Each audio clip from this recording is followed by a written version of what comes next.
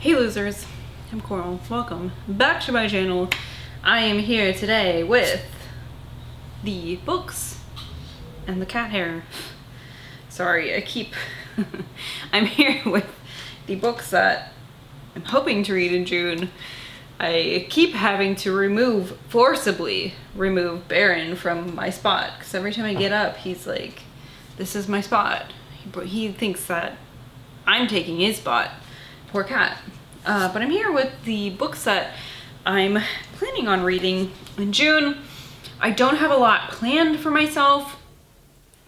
I only have to read 5 more books to complete my Read What You Own challenge. I read 22 fucking books last month that counted towards that. So I am like so close to being finished. I can fucking taste it. I can taste it. I'm close. So I have 4 books picked out, and then I'm going to do a star jar pick and a pick from my book cart. So let's get on with the few that I've planned for. Now 2 of these were books that I tried to read last month for Escape the Readathon, and they just didn't, I had to move on from them. One being The Totem by David Morrell. This is a vintage horror book out of the late 70s. It's got a great fucking cover with this weird creature, the silhouette of this strange creature.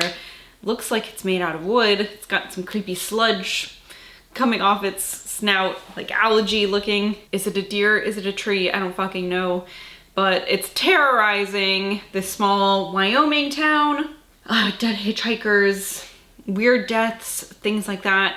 I read about 20 pages in it before I had to put it down and move on to something else last month, but I really want to read it, and so here it is. I'm gonna get to it this month.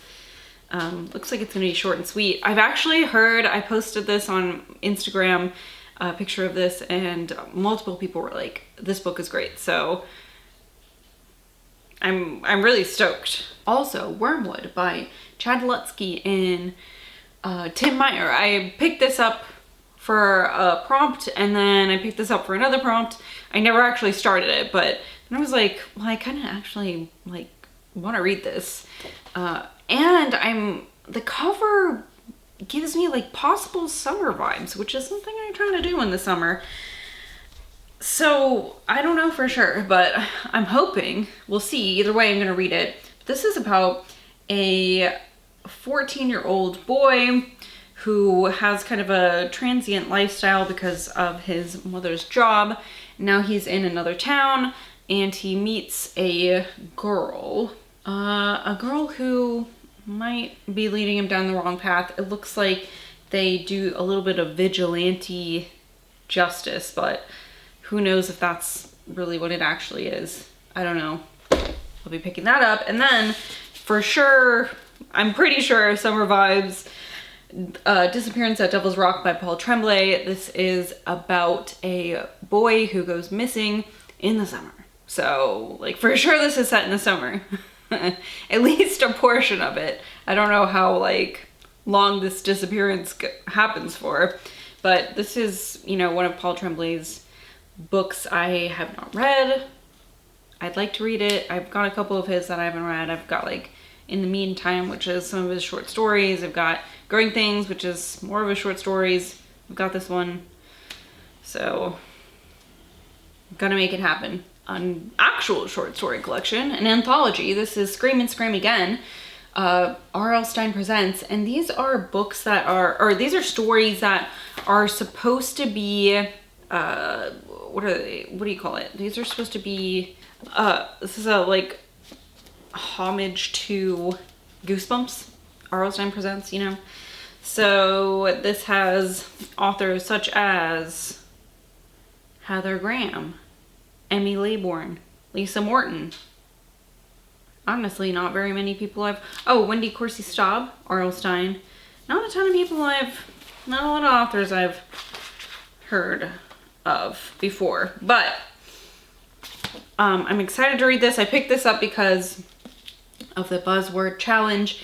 It's to read a book with a repeating word in the title, And this was like the only one I could find that I owned. So Scream and Scream again. So there we go. Hopefully it's a good one. You never know with anthologies. Oh, well, I never know for myself with anthologies. And then, okay, well, let's first do my cart pick. And then we'll do the TBR jar. I've been really good with these. I'm very proud of myself. Previous years, I've been very flaky with them. So, okay. 8 is the second page. I feel like I only put them off the second page. Jeez. 18. The Return. I feel like I wrote that last time too. I read that. 16. Oh, we need to talk about Kevin. Holy smokes. Well, all right, let's find that. What a heavy hitter. Just a little light summer rating. All right, so this is We Need to Talk About Kevin by Lionel Shriver. This is about a teenage boy who commits an atrocity, a school shooting, and I believe that this is like his mother. Okay, it says his mother, who narrates a series of letters to her estranged husband, the story of Kevin's upbringing. So I've seen the movie. Great movie. Like, terribly frustrating movie, like, for many reasons. So, yeah, okay. Here we go. Oh, God. Oh, boy, what a pick. All right, and then for my TBR jar, let's get a good one. It's a Red Star, which I think is sci-fi, if I'm correct. Oh, sweet. I think that this is, okay, I do want to read this book. Outpost. Outpost, who's the author? Outpost, let me go get it. Here it is, Outpost by W. Michael Gear. This is the start of a sci-fi series. I picked this up because I've heard that it's got like good alien stuff in it. It says, Donovan is a world of remarkable wealth, a habitable paradise of a planet. It sounds like a dream come true, but Donovan's wealth comes at a price. When the ship Turalon arrives in orbit, Supervisor Calico Aguila discovers a failing colony, its government overthrown, and the few remaining colonists now gone wild. Donovan offers the chance of a lifetime, one that could leave her the most powerful woman in the solar system, or dead. Planetside, Talina Perez is one of 3 rulers of the post-authority colony, the only law left in the one remaining town on Donovan. When the corporate ship demanding answers about the things she's done in the name of survival, Perez could lose everything, including her life. For Dan Worth, Donovan is the last chance. A psychopath with a death sentence looming over his head, he can't wait to set foot on Port Authority. He will make one desperate play to grab a piece of action, no matter who he has to corrupt, murder, or destroy.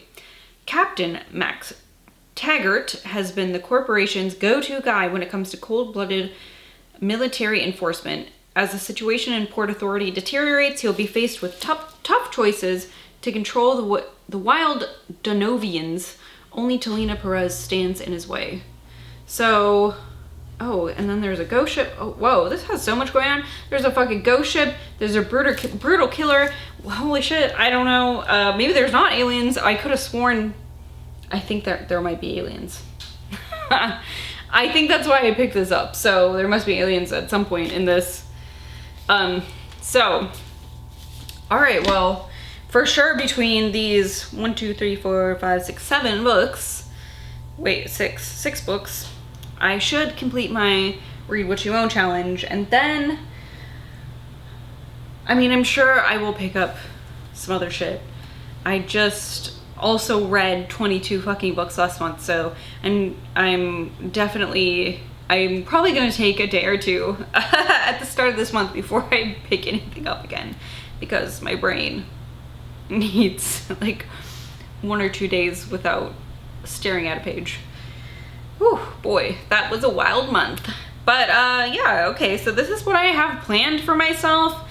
I'm going to peruse my shelves at some point, pick up some other shit, probably once I get this taken care of, and I will check back in with you, you know, at the halfway point of the month like normal, tell you what I've gotten up to. But until then, I will see you losers later. Goodbye.